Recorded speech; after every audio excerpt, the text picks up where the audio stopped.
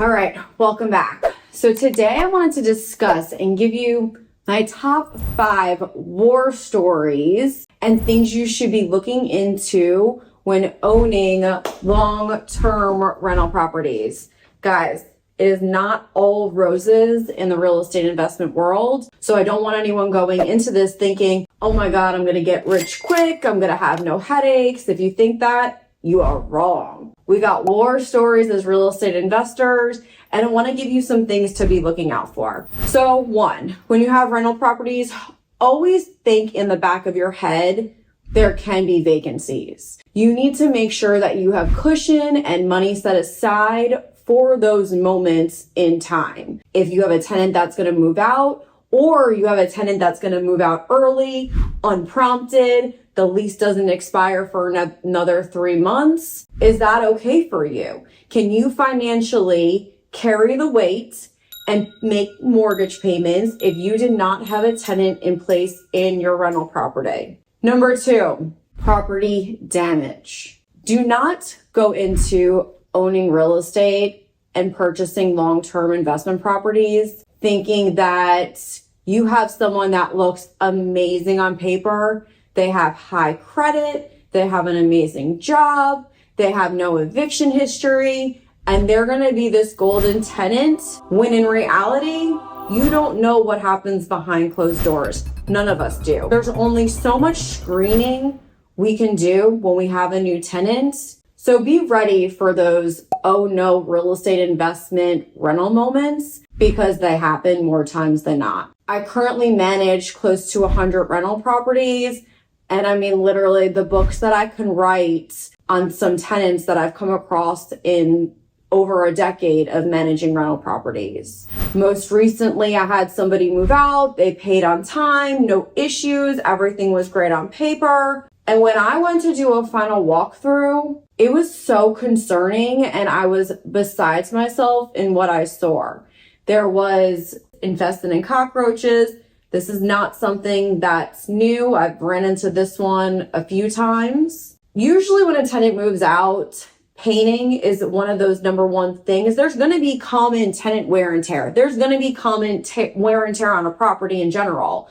So just being mentally prepared for when you walk into a tenant moves out and you're in transition, always be prepared in your head. Okay, I'm going to have to put some work and love back into this property in order to find my next tenant.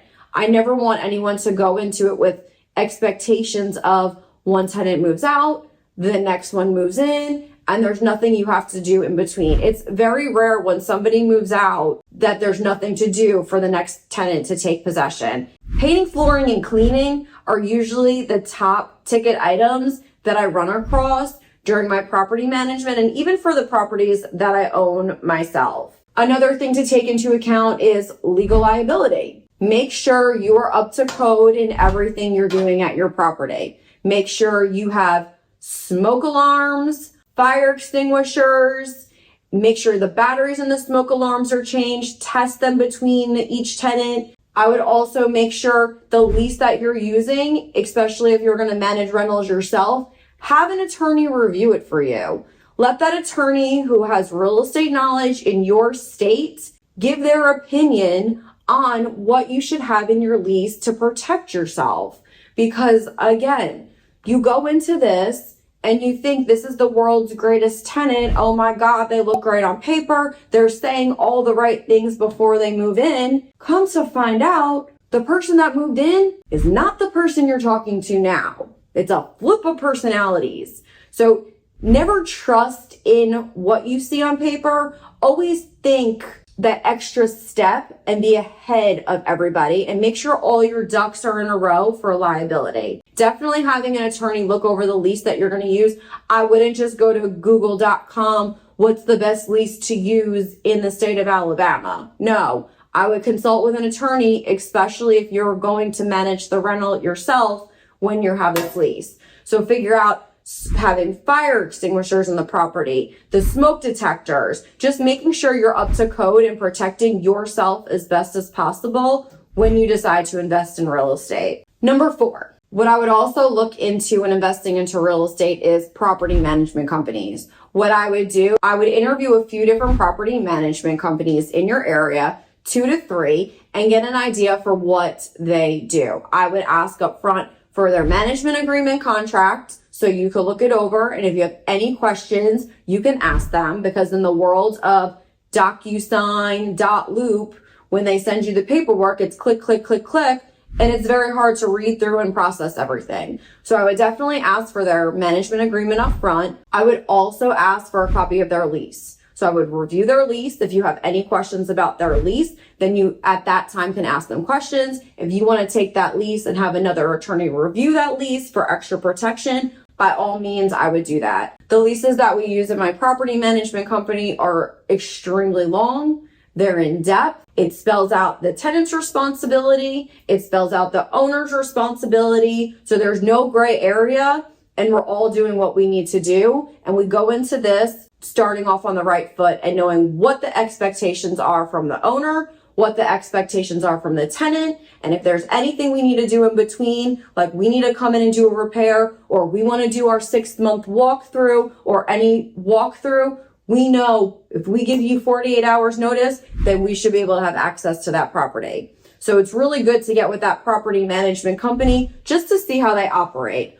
Also, I would ask questions about their fees. So many different property management companies have different fees. So some offer a percentage every month, but also on top of that, if they have to go out and coordinate a repair, they also put a percentage on the repair invoices too. So if they go out, Joe Schmo charges $100, well, property management company is getting 10% of that $100 as well. So you really need to read between the lines when it comes to the property management company that you're looking to hire. Also, do they have a one-time setup fee? I know a lot of property management companies, they move in a new tenant, or anytime there's a tenant change, there's a one-time fee to set up the new tenant, get the leases, do the showings, so on and so forth.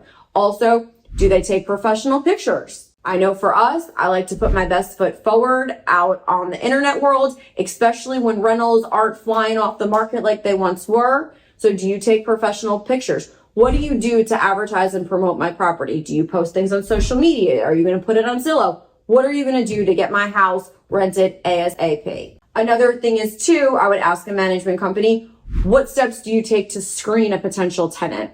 I know for us, we use a software that looks into their criminal, eviction, credit history. Based off of there, we ask more questions. We always ask for their last 2 pay stubs to make sure they're bringing in enough money every month to afford the rent.